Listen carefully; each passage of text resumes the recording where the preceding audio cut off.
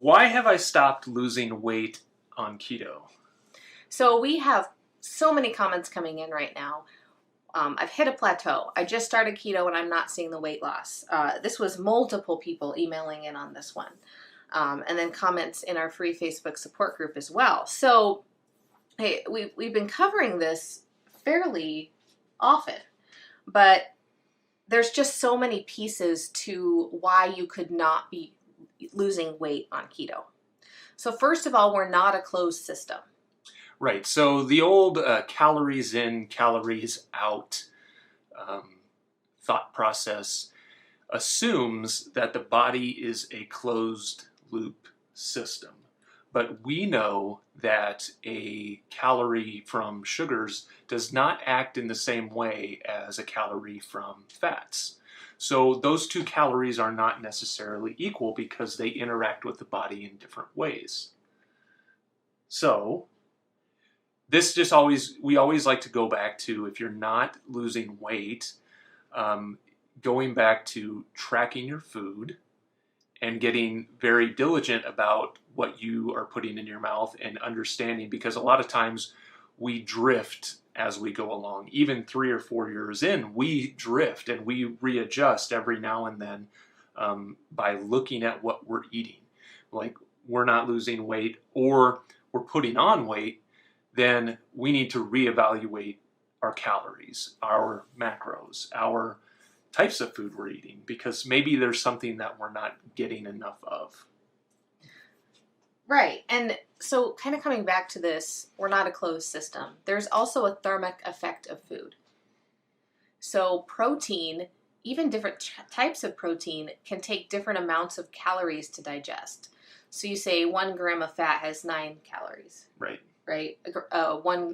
And you look at carbs and protein, and it's 4 calories. Yeah. Right.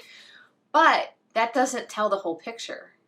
Right. So typically, protein takes up to 30% of its caloric energy to break it down. Right. And that's called the thermic effect of food. Right. The energy required to. Right. So you would say, some quick math here, if you ate 100 grams of protein, that would be 400 calories. And 120 calories of that 400 would be required to break that protein down, to digest it. So that is the thermic effect of food. So it's not the same for every macro, but just consider that when you're looking at your calories. So if you eat 4 ounces of cottage cheese versus 4 ounces of ribeye steak, there's, even between the different types of proteins, there's a different thermic effect of food. Right. So it gets very complicated. So just understand that a calorie isn't a calorie isn't a calorie, and that our food quality really matters. Yeah, and that's part of the reason, the more processed your food is, the more broken down it comes to you already, especially like ultra processed foods or even some keto treats. They don't take as much for your body to break down. Therefore, that thermic effect is less, and you end up with more calories because of that. Yeah, so that brings us kind of one of our next things is, how many pre-packaged foods are you eating? Because whether or not it's keto friendly or not, if it's certified keto through like ketogenic.com, if you're eating a lot of it, it can kind of stall you out.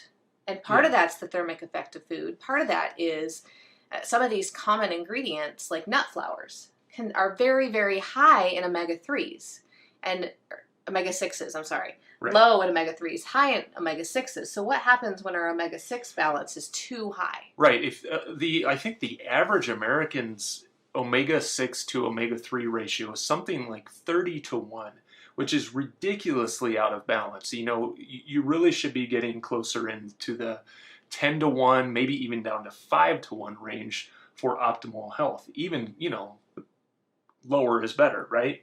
And this is high ratios like that, 30-1, 40-1, 50-1, lead to more inflammation, even though, omega-6 fats in and of themselves aren't necessarily unhealthy, but in greater quantities than omega-3s, then yes, there's an imbalance, and an imbalance is what brings poor health.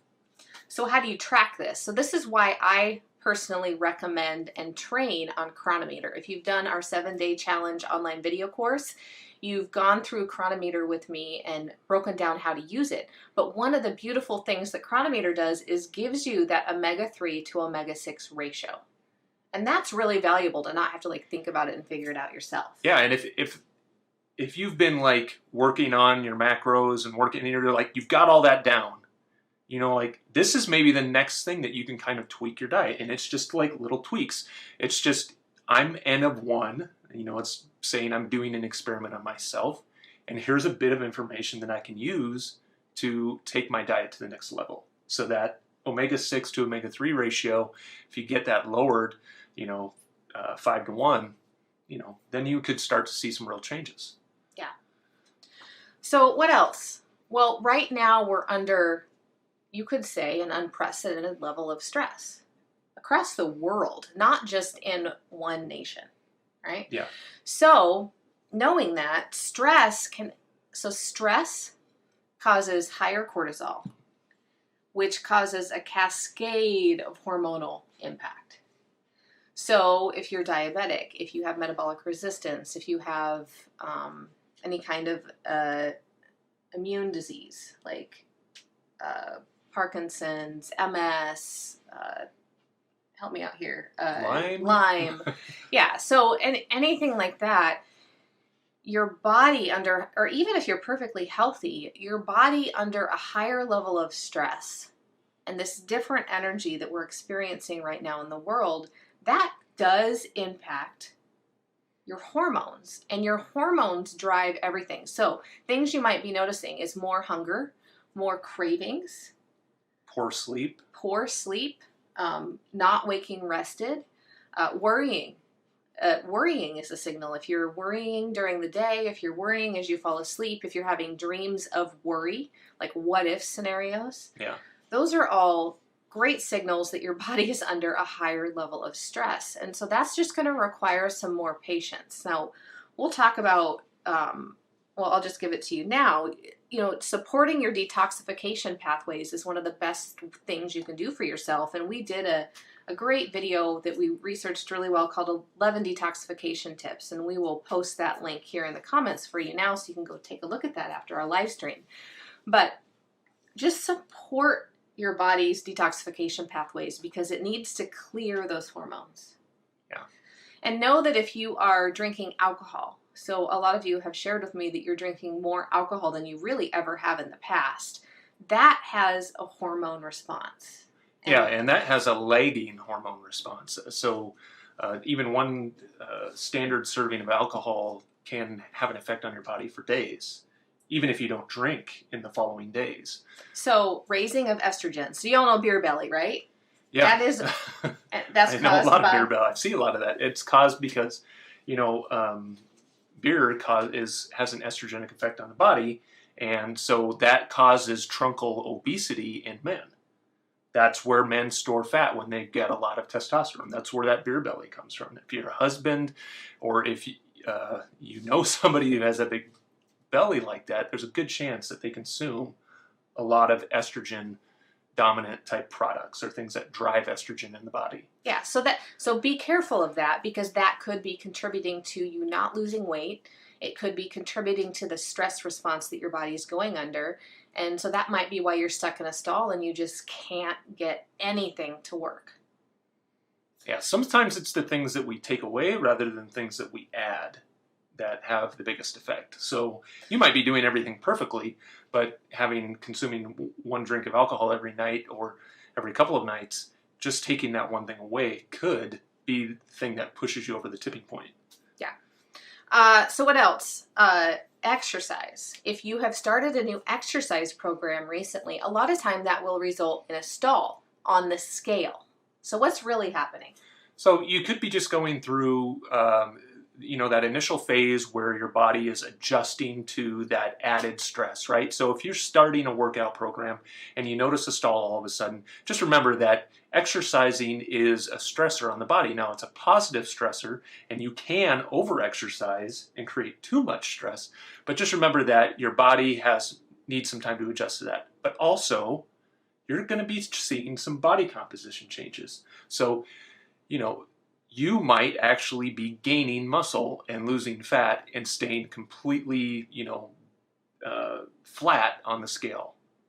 So start looking in the mirror, thinking, do I feel better? How are my clothes fitting? Right. This would be like, take a moment and take some measurements. Take a quick waist measurement.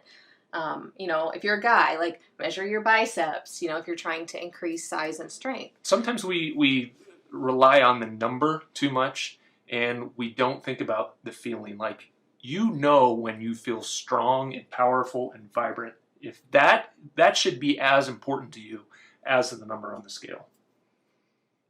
All right, so then we touched on sleep quality, incredibly important. We talk about that all the time, and we talk about that more in the detoxification tips video. So I want to talk a little bit about micronutrient deficiencies, because along with these plateaus, we're hearing a lot of reports of extreme fatigue. One of our members brought that up this week.